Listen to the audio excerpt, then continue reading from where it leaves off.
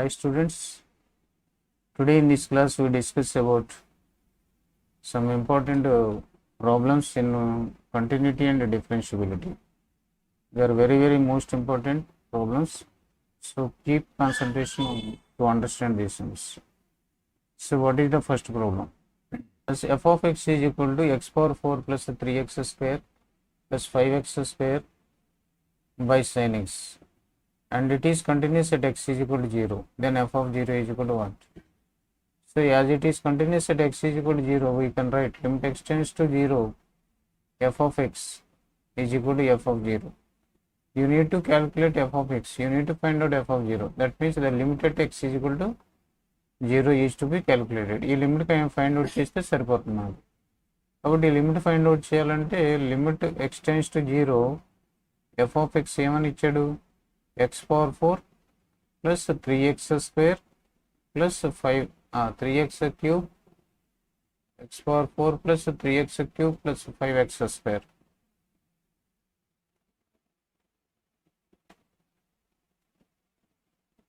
Three X cube plus 5x square by plus 5x square whole by sine X అనేది ఉంది. ఇప్పుడు X 0కి tend చేసాం అనుకోండి, 0/0 ఫామ్ వచ్చింది. 0/0 ఫామ్ వచ్చిందంటే మనం ఏం అప్లై చేయొచ్చు? ఎల్హెచ్ రూల్ అప్లై చేయొచ్చు. ఎల్హెచ్ రూల్ ప్రకారం ఏమవుద్ది? లిమిట్ x టెన్స్ టు 0, దీనికి 4x cube plus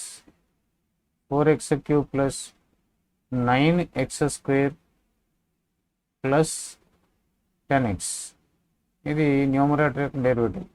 denominator sin x derivative ఎంత అంటే cos x.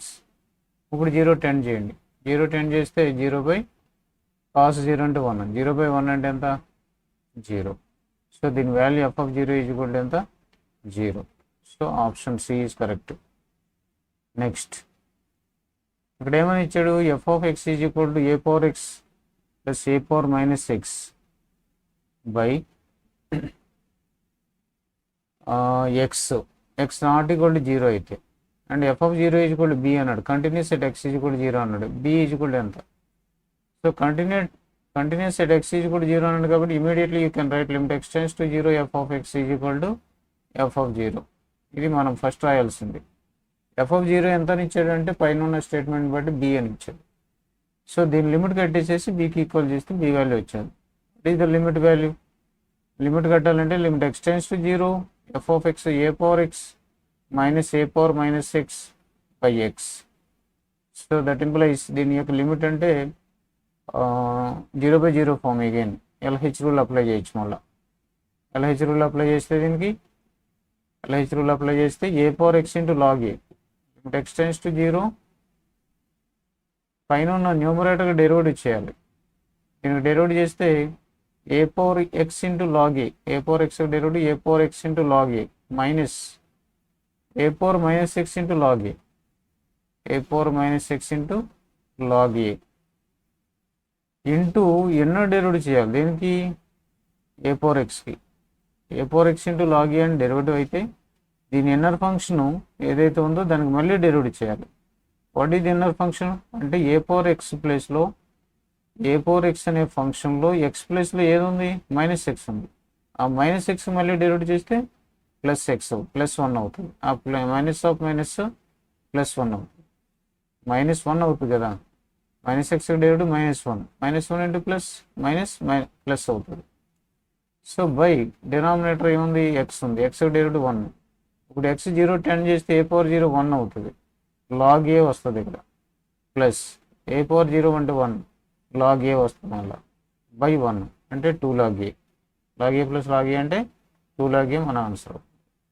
నెక్స్ట్ ఇంకా ఇచ్చాడు the function f of x is continuous at x is equal to a, then f of x to be defined. f of x continuous at x is equal to a అన్నాడు కదా. f of x to be defined అంటే that should be defined మనకి డెఫినేషన్లో ఉంటుంది. In the deleted neighbourhood of ఏ, ఏ యొక్క deleted నైబర్హుడ్లో అది define అవ్వాలి. అంటే ఏకి ఇటువైపు నుంచి డెల్టా దూరంలో, ఇటువైపు నుంచి సమ్ డెల్టా దూరంలో ఉన్నటువంటి మొత్తం set of all collection of numbers. So ఇది ఒక డెన్స్ సెట్ అవుద్ది. ఈ డెన్స్ సెట్ అంతా కూడా ఇక్కడ మనకి డిఫైన్ అయ్యి ఉండాలన్నమాట ఆ ఫంక్షన్. డిలీటెడ్ నైబర్హుడ్ అంటే ఏ తప్ప మిగతా అన్ని, అంటే ఏ మైనస్ డెల్టా కామా ఏ ప్లస్ డెల్టా మైనస్ ఏ తప్ప మిగిలిన అన్ని నంబర్స్ దగ్గర కూడా ఇది డిఫైన్ అవ్వాలి. కాబట్టి డిలీటెడ్ నైబర్హుడ్ ఆఫ్ ఏ అన్నది ఆన్సర్.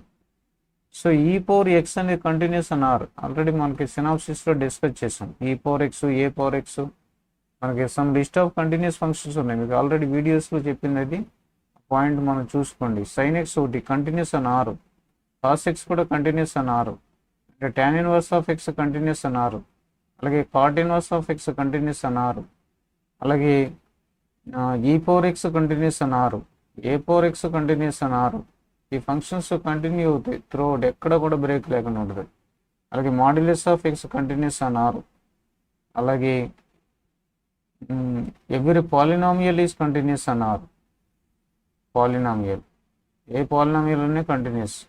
అండ్ ఆడ్ డిగ్రీ అంటే క్యూబ్ రూట్ ఆఫ్ ఎక్స్ కానీ ఫిఫ్త్ రూట్ ఆఫ్ ఎక్స్ కానీ ఇవన్నీ కూడా కంటిన్యూస్ అవుతాయి. Okay, remember all these things. Next cortex continuous. Cortex అనేది కంటిన్యూస్ ఎక్కడ అవుతుంది? కార్టెక్స్ మీ గ్రాఫ్ అర్థమై ఉంటుంది. కార్టెక్స్ అంటే cos x by sine X, అంటే ఇది ఎప్పుడు కంటిన్యూస్ అవుతుంది అంటే ఇది ఫంక్షన్ డిఫైన్ అవ్వాలి, అంటే sign X not equal to 0 అవ్వాలి, డినామినేటర్ నాట్ ఈక్వల్ టు 0 అవ్వాలి. ఎప్పుడు 0 అవుద్ది అంటే ఎన్పై దగ్గర 0 అవుద్ది, అంటే ఎన్పై కాకుండా ఉండాలి. ఎన్పై కాకుండా ఉండాలంటే ఎన్పై కాకుండా ఉండాలంటే పై కాకూడదు, 2π కాకూడదు, 3π కాకూడదు, 0 కాకూడదు. ఈ మధ్యలో ఇంటర్వల్స్ దగ్గర అది కంటిన్యూస్ అవుద్ది. కాబట్టి ఈ ఇంటర్వల్ మనం కన్సిడర్ చేయొచ్చు. ఇంచేత ఇది 0 పెట్టకూడదు. ఇక్కడ 0 పెడితే ఏమవుద్ది, అది డిఫైన్ అవ్వదు. 0 ఇంక్లూడ్ చేసాడు, క్లోజ్డ్ బ్రాకెట్ పెట్టాడు, కానీ ఓపెన్ బ్రాకెట్ ఉండాలి. సో కార్టెక్స్ మనం గ్రాఫ్ డ్రా చేస్తే ఇది 0 అనుకోండి, ఇదేమో పై అనుకోండి, గ్రాఫ్ ఇలా ఉంటుంది అన్నమాట. Cos x by pi graph ఇలా ఉంటుంది అన్నమాట. ఓకే, పై బెడ్ దగ్గర 0 అవుతుంది, ఇలాగే దీనికి పై దగ్గరికి ఇలా టెండ్ అవుతుంది. So through out minus open interval minus 0 to π interval ఇది కంటిన్యూస్ అనమాట. అలాగే నెక్స్ట్ పీరియడ్లో కూడా ఇక్కడ ఎలా అయితే ఉందో నెక్స్ట్ పీరియడ్లో కూడా ఎలాగ ఉంటుంది గ్రాఫ్. ఓకే, ఒకసారి గ్రాఫ్స్ ఒకసారి అబ్జర్వ్ చేసుకోండి. నెక్స్ట్ ప్రాబ్లం నెంబర్ 6 చూస్తే మీరు f of x is equal to ఈ ఫంక్షన్ ఇచ్చాడు, f of 0 is equal to k అన్నాడు. Continuous at x is equal to 0. ఇది ఎక్స్ ఈజ్ ఈక్వల్ టు 0 దగ్గర అయితే కే వాల్యూ ఎంత? ఇందాక చెప్పిన మోడల్ సేమ్. కంటిన్యూస్ అన్నాడు కాబట్టి 0 దగ్గర కంటిన్యూస్ అన్నాడు కాబట్టి limit x tends to 0, f of x is equal to f of 0. Clear. F of 0 is equal to k అని ఇచ్చాడు, అంటే లిమిట్ ఎక్స్ టెండ్స్ టు 0 ఏమైతే ఇచ్చాడో దానికి లిమిట్ క్యాలిక్యులేట్ చేయాలి. లిమిట్ ఎక్స్ టెండ్స్ టు 0 వాడు ఇచ్చింది ఏంటి function? Log of 1 + ax by 1 + ax minus log of 1 + bx అని ఇచ్చాడు బై ఎక్స్. సో ఇదేమైంది, లాగ్ 0 అప్లై చేస్తే లాగ్ 1 మైనస్ లాగ్ 1 అవుతుంది, అంటే 0/0 ఫామ్. ఎల్హెచ్ రూల్ అప్లై చేసి మీరు ట్రై చేయండి, వచ్చేస్తుంది ఇస్తాను. ఎల్హెచ్ రూల్ న్యూమరేటర్ డినామినేటర్ని డెరివేటివ్ చేయాలి. Next problem number 7. Problem number 6 అయిపోయింది, 7. ఇప్పుడు ఏమన్నాడంటే కంటిన్యూస్ ఆన్ ఆర్. ఈ ఫంక్షన్ చూడండి ఒకసారి. ఫంక్షన్ 3 డెఫినేషన్స్ ఇచ్చాడు. ఇక్కడ ఏమి ఇచ్చాడంటే ఎఫ్ ఆఫ్ ఎక్స్ అనేది ఒకసారి ఒక లైన్ మీద చెప్తాను మీకు. మనకి 0 నుంచి 3π/4 వరకు తీసుకుంటే ఈ ఇంటర్వల్లో 0 నుంచి 3π/4 ఇంటర్వల్లో ఎఫ్ ఆఫ్ ఎక్స్ అనేది 1/2గా డిఫైన్ చేశాడు. 3π/4 నుంచి π ఇంటర్వల్లో దీన్ని ఎలా డిఫైన్ చేశాడంటే సైన్ ఆఫ్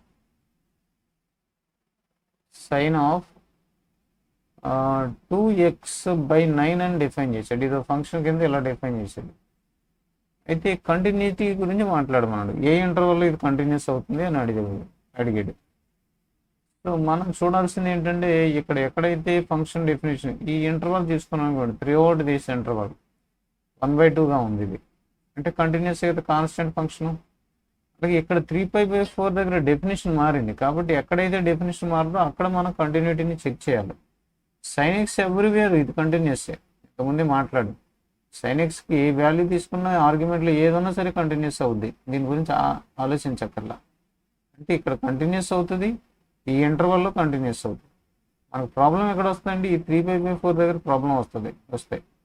ఈ ఎండ్ పాయింట్ దగ్గర మనం మాట్లాడక్కర్లేదు. ఇంకా ఇది ఎలాగో కంటిన్యూస్ కాబట్టి ఈ నైబర్హుడ్లో కంటిన్యూస్ అయిపోద్ది, 0 దగ్గర కూడా నైబర్హుడ్లో కంటిన్యూస్ అవుద్ది.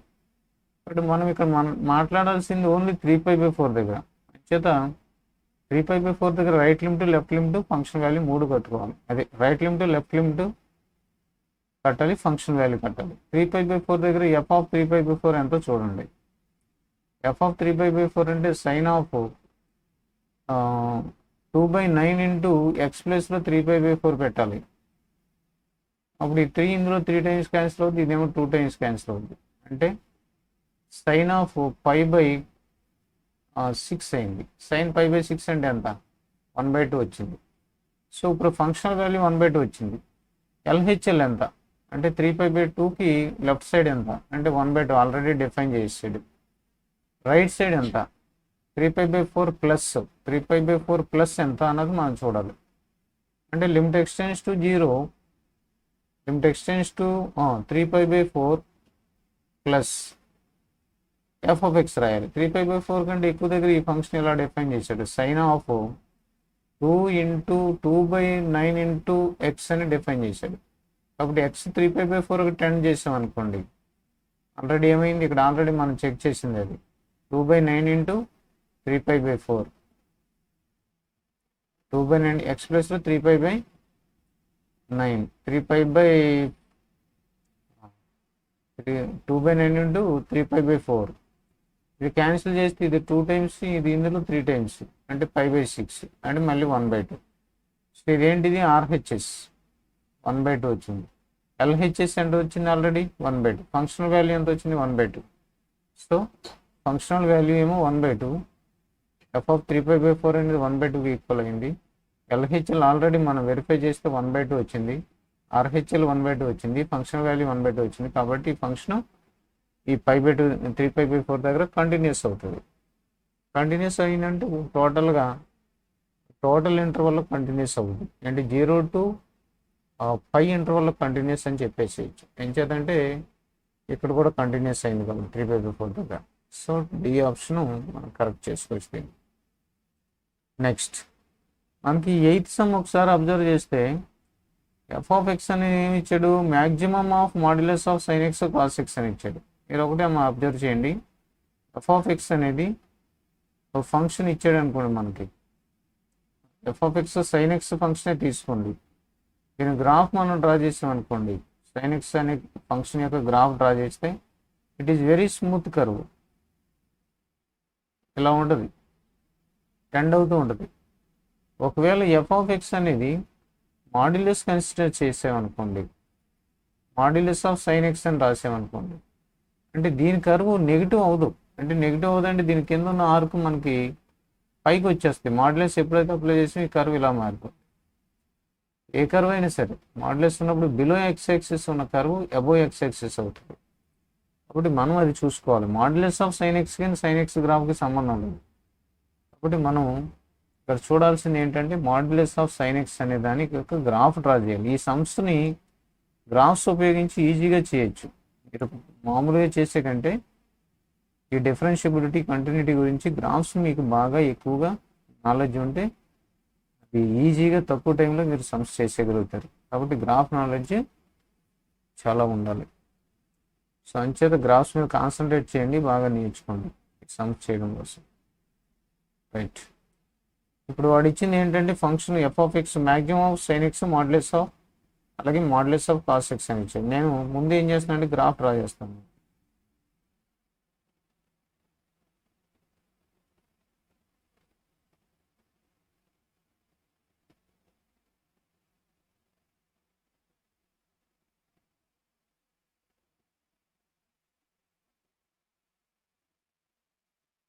x axis, y axis, positive y axis.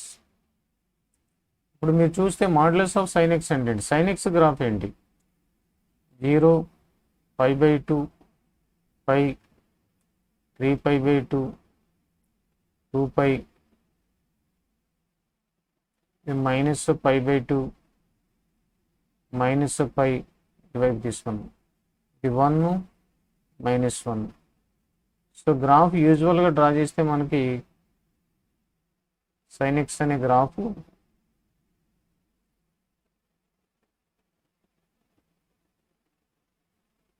ఇలా వస్తుంటుంది, స్మూత్ కర్వ్. మనం చెప్పాల్సింది ఏంటంటే ఇప్పుడు దీని యొక్క మాడ్యులస్ సైన్ ఎక్స్ ఫంక్షన్ గురించి మాట్లాడమన్నారు. అంటే ఈ కింద గ్రాఫ్ పైకి వెళ్ళిపోద్ది, ఇలా వస్తుంది. ఈ క్రింద ఉన్న గ్రాఫ్ పైకి ఇలా వెళ్ళిపోద్ది, ఈ కింద ఉన్న గ్రాఫ్ పైకి ఇలా మూవ్ అయిపోద్ది. Modulus of sign X graph y modulus of sign X graph. అంటే కింద ఉన్న పార్ట్ని మనం తీసేసేయచ్చు ఇంకా.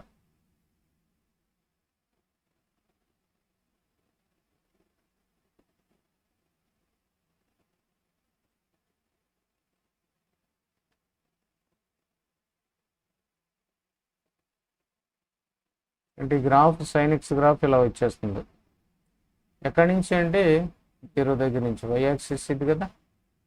సో 0, π/2, π, 3π/2 ఇలా వచ్చింది. ఇప్పుడు మాడ్యులస్ ఆఫ్ కాస్ ఎక్స్ అంటే ఏంటి? కాస్ ఎక్స్ అంటే మన కాస్ ఎక్స్ గ్రాఫ్ ఐడియా ఉంది, 0 దగ్గర 1 అది ఇలా వస్తుంది, కిందకి వెళ్ళి మళ్ళీ పైకి వస్తుంది. కానీ కిందకు వచ్చిన దాన్ని మళ్ళీ మనం ఏం చేస్తాం, పైకి మారుస్తాం. ఒక సైకిల్లో మళ్ళీ ఇలా వస్తుంది, మళ్ళీ ఇంకో సైకిల్లో ఇలా వస్తుంది. ఓకే, మనం ఎంతవరకు వేయాలి? 3π/2, 5π/2 ఇది, ఇక్కడ 3π ఇది.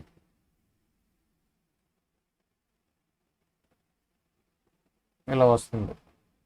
అయితే మనకి 0 దగ్గర నుంచి 3π ఇంటర్వల్లో, 3π అంటే ఎంత అవుద్ది? 0 అవుద్ది కదా. π/2, 0, π/2, π, 3π/2, 2π, 5π/2, 6π/2 అంటే 3π ఇలా వస్తుంది.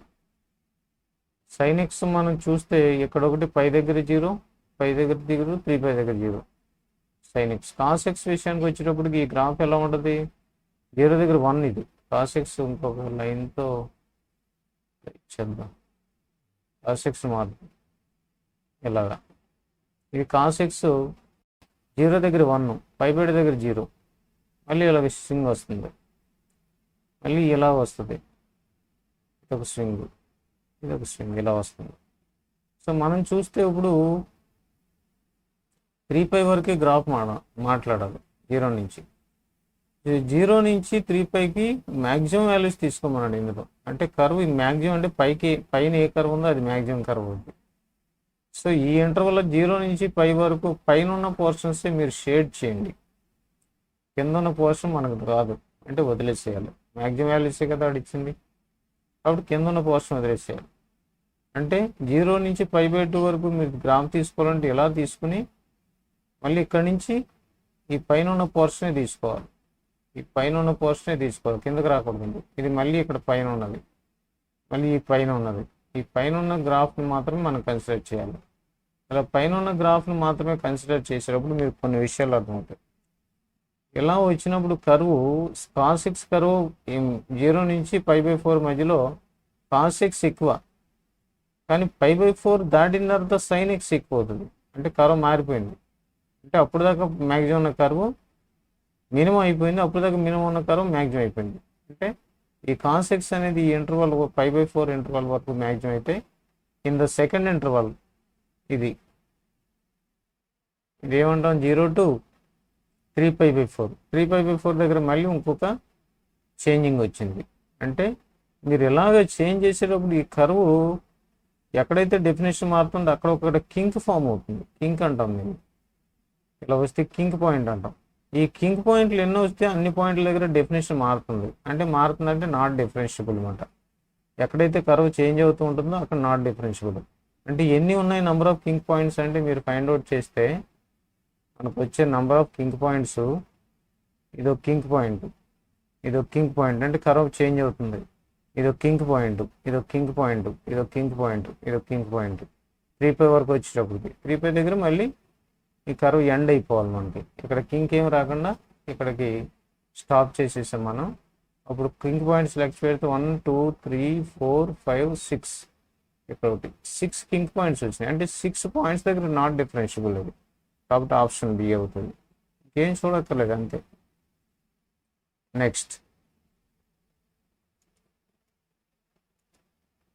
మీరు నెక్స్ట్ ప్రాబ్లం చూస్తే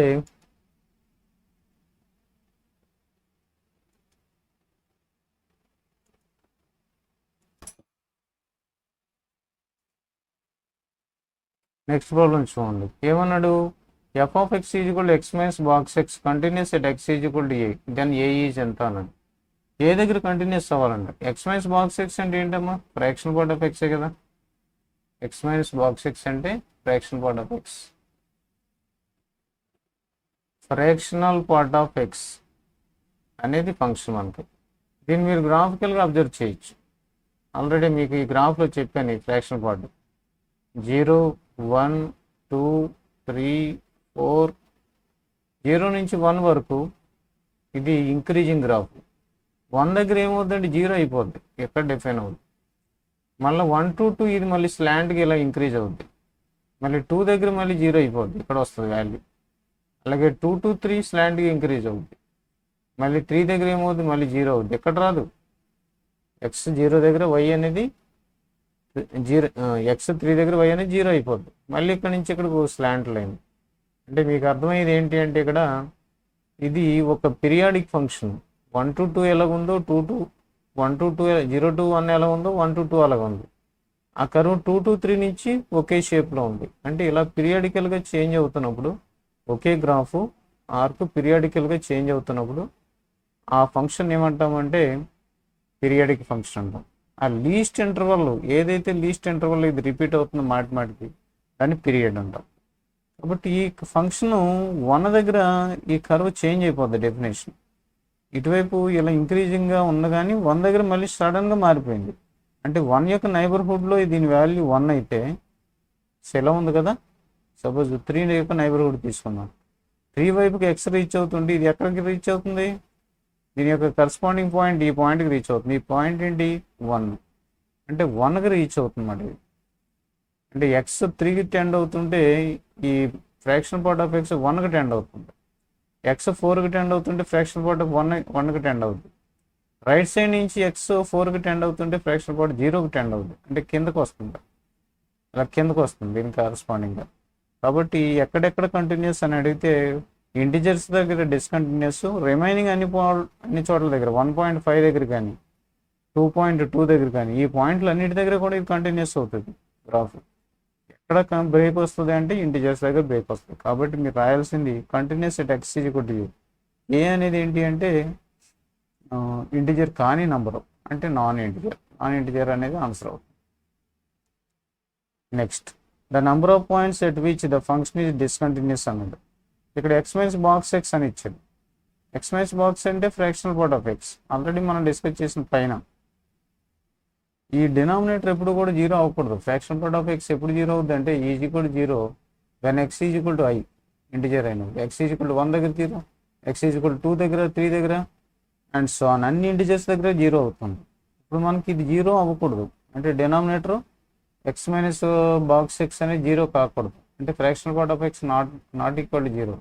that means X should not be I, integer కాకూడదు. అంటే ఇంటిజర్ అయితే అది డినామినేటర్ అన్డిఫైన్డ్ అయిపోతుంది, అది ఆ ఫంక్షన్ అన్డిఫైన్డ్ అయిపోతుంది. కాబట్టి number of points at which it is discontinuous అంటే ఆల్ ఇంటిజర్స్, అంటే ఇన్ఫైనైట్ ఇంటిజర్స్ ఉంటాయి కాబట్టి ఇన్ఫైనైట్ దాని ఆన్సర్. అలాగే 11th సమ్ చూడండి.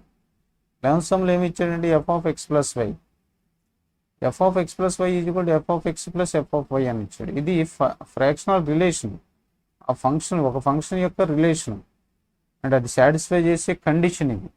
అలా ఉంటే కనుక continuous at x is, f is continuous at x is equal to 0, then f of x is continuous.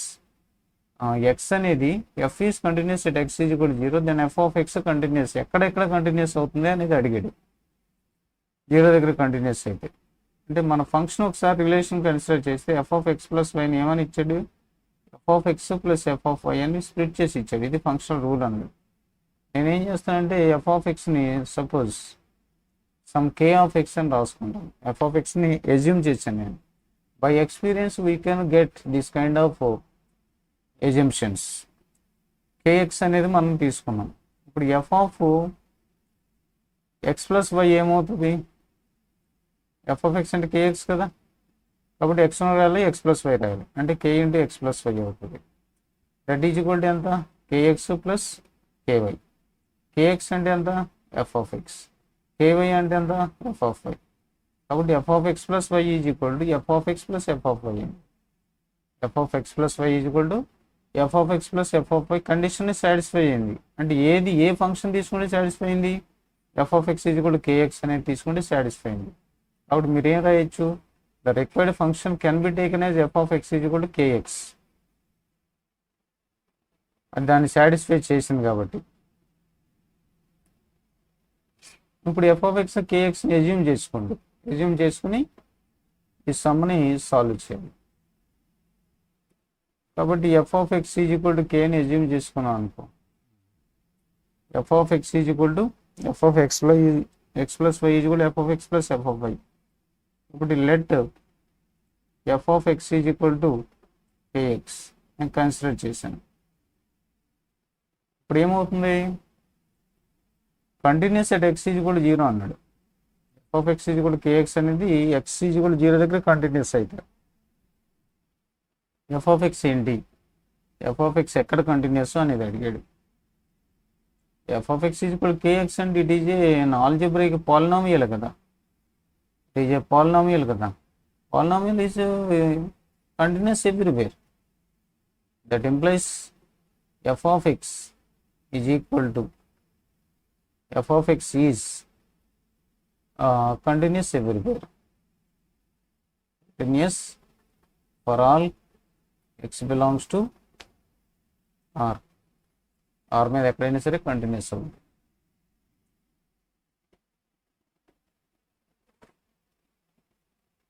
Twelfth some చూడండి.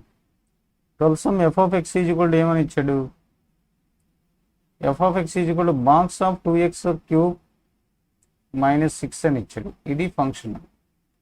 మనల్ని ఏమని అడిగాడంటే బాక్స్ ఎక్స్ అనేది గ్రేటెస్ట్ ఇంటిజర్ ఫంక్షన్ కింద డిఫైన్ చేస్తే, ఎప్పుడైనా సరే బాక్స్ ఎక్స్ అని మనం ఎప్పుడు తీసుకోవాలంటే వేరు box x is greatest integer function అని డిఫైన్ చేస్తేనే రాసుకోవాలి, లేకపోతే ఇది ఆర్డినరీ బ్రాకెట్గానే తీసుకోవాలి. సో ఈ బాక్స్ వాల్యూ తీసుకుంటే then the number of points in 1, 2 where f is discontinuous. ఈ ఎఫ్ వాల్యూ ఏదైతే ఎఫ్ ఆఫ్ ఎక్స్ ఇచ్చాడో ఇది డిస్కంటిన్యూస్ అవ్వడానికి 1కి 2కి మధ్యలో ఎన్ని వాల్యూస్ తీసుకోవాలి అని అన్నాడు. సార్ మనం గ్రాఫికల్గా గ్రాఫ్ని చూద్దాం. 2x క్యూబ్ మైనస్ 6 అనేది ఆ graph F of X. 2x cube minus 6 అనేది ఈ గ్రాఫ్ అయితే దీన్ని మనం డ్రా చేసామనుకోండి, ఎన్ని వాల్యూస్ ఉంటాయి అంటున్నాడు 1కి 2కి మధ్యలో. ఈ 0, 1, 2, 1, 2, 3 అండ్ సో ఆన్. 1కి 2కి మధ్యలో అంటే ఎఫ్ ఆఫ్ 1 అసలు యాక్చువల్గా ఎంత? ఎఫ్ ఆఫ్ 1 అంటే 1 మైనస్ 4 అవుతుంది. 2 ఇంటూ 1 హోల్ క్యూబ్ 2 మైనస్ 6. ఎక్కడ మనం మాట్లాడేది 1 దగ్గర మాట్లాడుతున్నాం.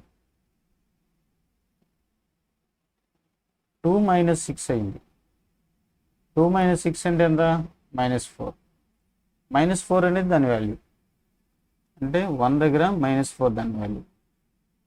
మరి 1కి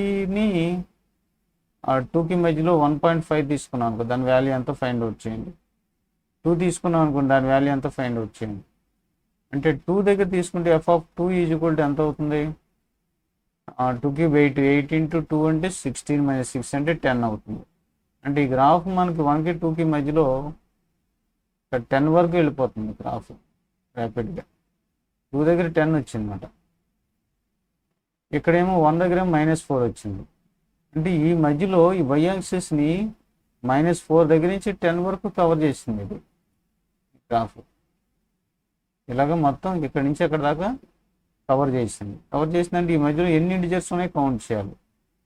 సో ఈ మధ్యలో ఎన్ని ఇంటిజర్స్ ఉన్నాయి కౌంట్ చేయాలంటే -4, -3, -2, -1 అండ్ 1, 2, 3 అండ్ సో ఆన్.